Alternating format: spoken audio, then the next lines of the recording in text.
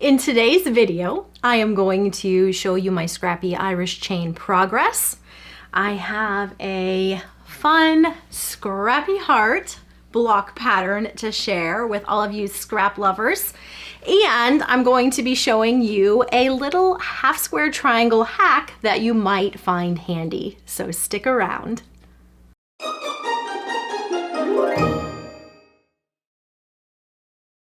First, let me show you my amazing progress on my Scrappy Irish Chain blocks. I have completed one more since we last chatted. I knew when I started this project that this was going to be one that was going to be a long haul project for me. I'm just fitting it in here and there as I can. But it's still fun just to sew a little bit as I can. Now, some of you have already finished your whole entire quilt. If you are a member of the Coriander Quilts Facebook group, you've seen some amazing quilts popping up. If you're not a member, I'll link to that group in the description box, and you are welcome to request to join and see some of those beautiful quilts. This is definitely a sew at your own pace. We have some people still cutting. We have some people, myself included, making blocks very slowly. And we also have some people just cooking away on their Scrappy Irish Chain quilts. But it's been a fun project. Now, I mentioned in the previous Scrappy Irish Chain videos that when I shared my progress, I would like to have a little bit more content to go along with the block. So it's not just, hey, here's my block, but it would be a little bit something fun. So I came up with a fun Scrappy Heart block. You saw me hold it up just moments ago. This fun Scrappy Heart block that is a great scrap busting quilt block that I want to share with you how to make. So if you wanted to bust some more of your scraps using something like this, you could. Now I have done my block using a lot of beautiful day fabrics mixed in with some sun-washed fabrics. And then I used a bunch of different white with just small prints for the background. But of course you could use a solid if you wanted to as well. This block is made up of primarily half square triangles. You can see all of the pink ones, and then we have red ones. And then we also have just a few solid squares that are not pieced in the background fabric, and some in your red fabrics as well. To make this block, you are going to need 18 pink half square triangles. That would be all of these units in through here. You will also need 10 red half square triangles, these in through here, and then these bottom corners. You will also need 2 background squares right here, and then your 6 red squares. This, as I sewed it up, is a 12.5-inch block. It will be 12 inches finished. So all of these units are 2.5 inches. So you would have 2.5-inch unfinished half square triangles, 2.5-inch squares here, and then all of those units will finish at 2 inches. I generally make half square triangles using the 2 square method when I am sewing those together. So for this block, I would have cut my squares for the half square triangles at 3 inches square, made my half square triangles, trimmed them to 2.5 inches, and then sewn my block together. This block is really easy to resize, so if you wanted to do it in a different size, you could do everything at 1.5 inches. That would result in a 6-inch finished block. So they would be 1.5 inches unfinished, 1 inch is finished. And then if you wanted to do an 18-inch block, you would need to have everything measuring 3.5 inches unfinished to finish at 3 inches, which would then result in an 18-inch finished block. Many of you have favorite methods for making half square triangles, so you can use whatever method you would want and make the block in whatever size you want. Now, I want to talk a little bit about the pressing. The way this block comes together with all of these different angles, and then especially if you want to make a larger quilt using this block, you are going to want to press your seams open. And that is exactly what I did. I pressed everything open.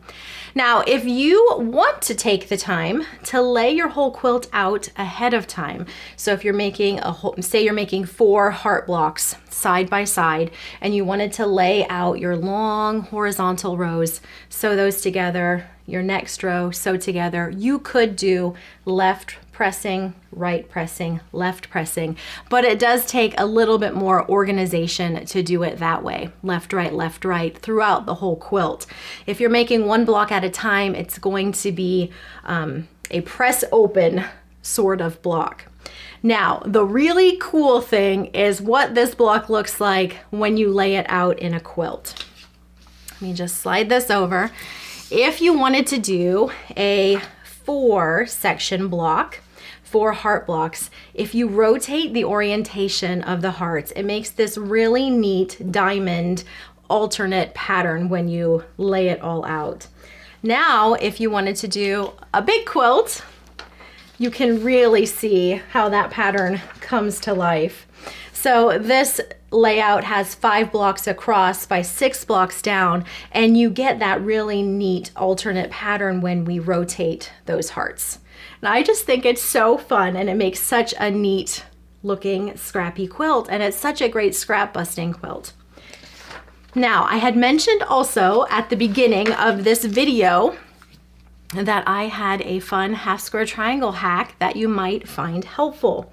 When we are working on a block like this, and especially since you may be tuning in because you're participating in the Scrappy Irish Chain quilt, that particular quilt used a lot of 2.5-inch squares.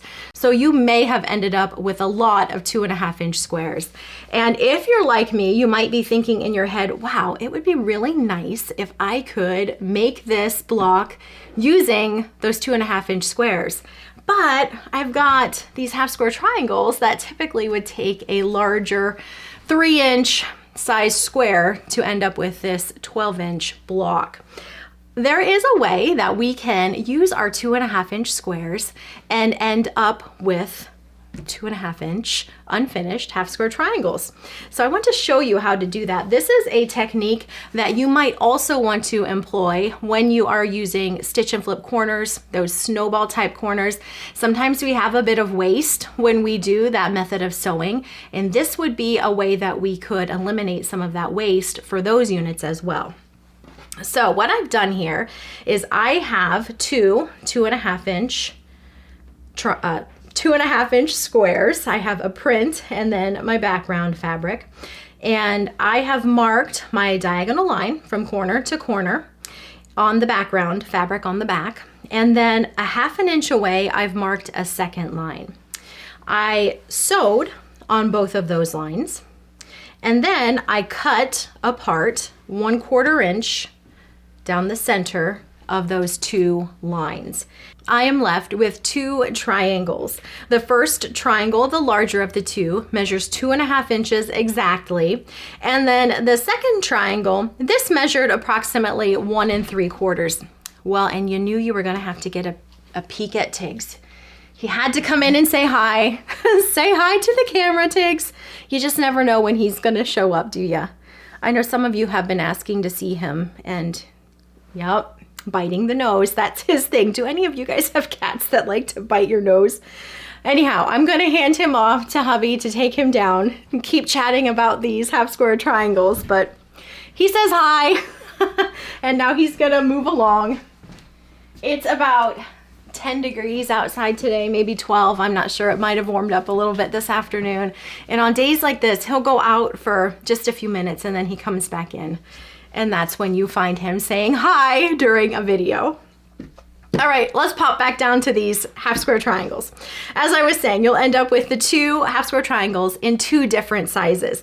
The fun thing about using this technique with this block pattern is these will work for this sized block, the 12-inch finished, and these will work for the 6-inch finished block. So if you made your half square triangles using this technique, you could make both the large, the triangles you'd need for the large size, this 12-inch size, and the 6-inch size at the same time.